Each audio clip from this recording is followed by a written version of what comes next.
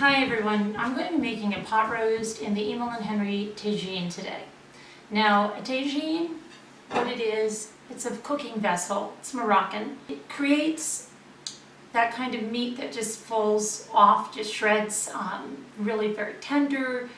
There are recipes called tagines, like chicken tagine, beef tagine, but we're going to do a beef pot roast today in this, and it's going to be wonderful.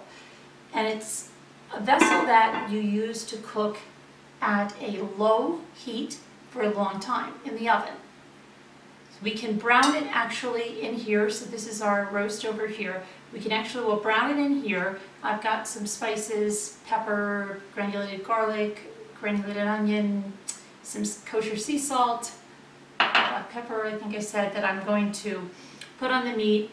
I'm going to brown it. I'll show you when I'm doing that. And then we're just going to put it in with some root vegetables like carrots.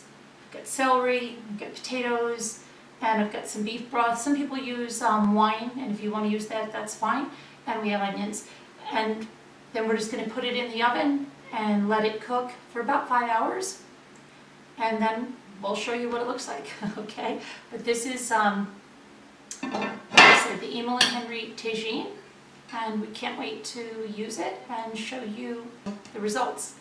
I'm cutting the carrots rustic, like thick, because you don't want to cut them thin.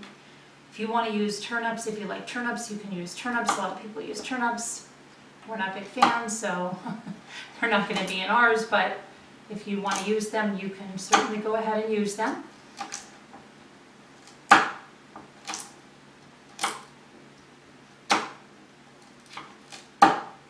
You'll see I'm cutting these pretty thick, and the larger the largest carrots you can get, the better, and then the biggest diameter. Unfortunately, these are the biggest that our supermarket had.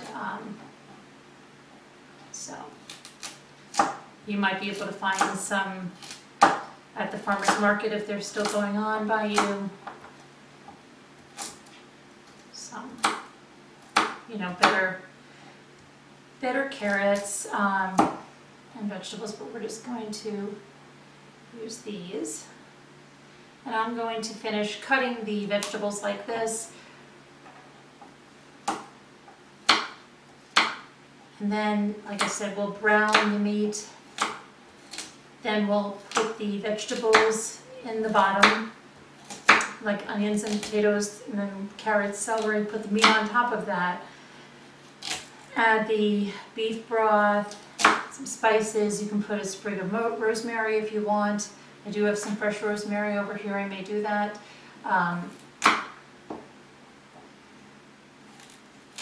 So let me just finish cutting up these vegetables, and then we'll be back and I'll show.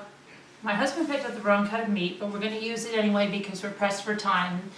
With a pot roast, the cheaper the cut of meat, the tougher the meat, the better it usually is, because it's slow cooked, so it allows the fibers to relax, and then the fat and the collagen meld into the meat, making it really tender.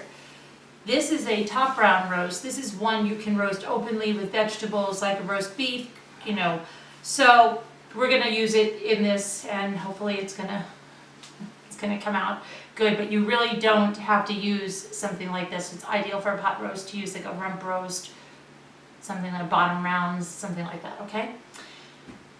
But we're going to brown it now. And I've got the pepper, some garlic powder, some kosher salt that I'm just going to put on here. Now, if we want to dredge it in flour, but I don't know if that we're going to dredge it in flour, are we? We might. I mean, that may help with the gravy situation a little bit. I think I'm not usually put my roast in flour, but the top round roast is a muscle that's not used as much as the other one, so it generally will be more tender, but it doesn't have the correct, the right fat enough fat for a good pot roast. It should be fine. All right. So I think to make it flat, we take this string off and maybe lay out a little bit better. I can cut it if you like. Let's see what it does. See if we can open it up and see what's going on. Why it was tied up in the first place. Right. Why would they tie it up? So we're just heating up a little olive oil in there on the stove, and we're going to just brown the meat first in the bottom of the tagine.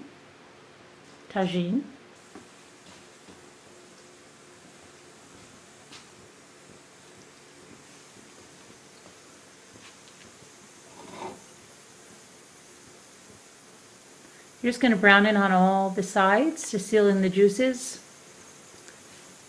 And then we're going to put it in the oven. We have to set the oven to what temperature? 375 is what it's called for. All right, so we'll get back to you on this when it's all browned. Okay, so we're browning the roast right here, getting all the sides browned. I think we just have one more on the bottom over there. And then we'll start getting it ready for the oven. Now with the Emile and Henry Tajine, you can cook on the stove as well if you want. We're going to put this in the oven. You see we're browning it on the stove, but you can do either the oven or the stovetop. Sorry guys, that wasn't on. Okay, the meat's almost all brown. There's a couple of different ways to do the onions. You could take this out and brown the onions in there a little bit and then put the rest of the vegetables on and put the meat on top. The meat's always going to be on top of the vegetables. Or you could just put everything in, you could toss, we're going to toss a little, I'm going to put the vegetables in a bowl, toss a little olive oil and some salt and pepper and some granulated garlic and a little bit of granulated onion on them. Like I said, we could put a sprig of rosemary in there if we want. Okay, that'd be great. See that? Okay.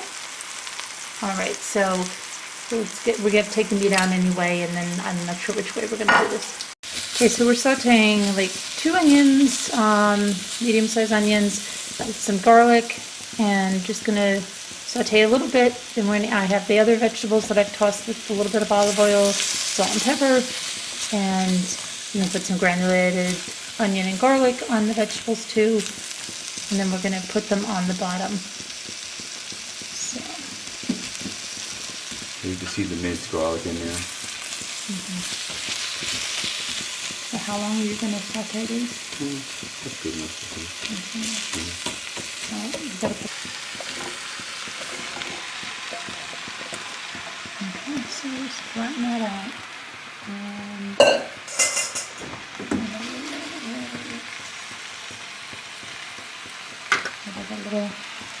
add a little granulated onion.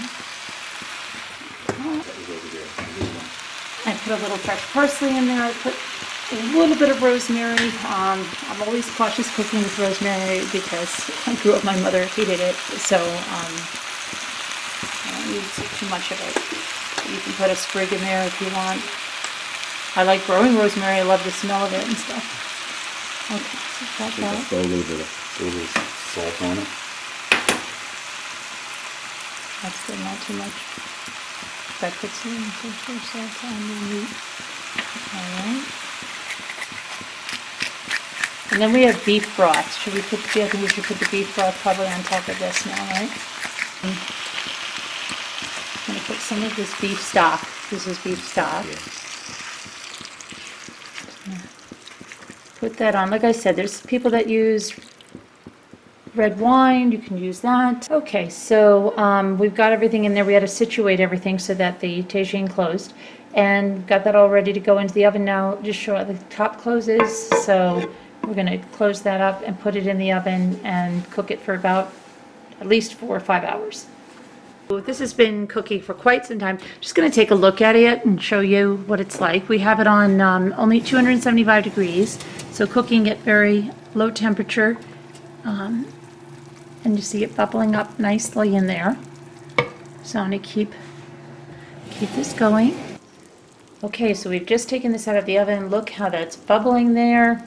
It's cooked very well. It's cooked almost 5 hours in there.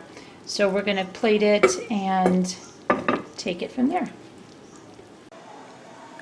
meat is just falling apart, as you can see. And you can put, we have like a gravy broth over there. This is just, we have it with the other vegetables, but you can see how tender that is and how it's just falling apart there.